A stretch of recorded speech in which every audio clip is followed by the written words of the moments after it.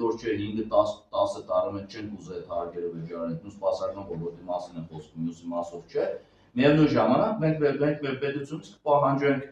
լավ դպրոց, լավ փողոց, լավ մանկապարտեզ, լավ թոշակ,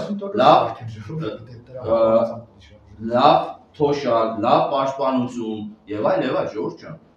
Եկեք ստեղ չզարմանանք, որ 1000 դրամից 100 դրամ պետությանը ինչի կմուծենք։ Մուծենք, սասեք մուծենք, ելքի կրկնեմ, եթե մանկավարժը ու բժիշկը քույրը, բուժքույրը, որը 100 դրամ աշխատավարձ կստանա, կմուծեք 25%, բոլորը սպարտավորի մուծելու, Ժողովուրդ ջան, որովհետեւ բան չկա, Ժողովուրդ ջան, եթե մանկավարժը 20-25% հարկ կվճարի պետությանը, եթե բանվորը հարկ կվճարի, ձեր պետությունը պայս է, Ժողովուրդ ջան,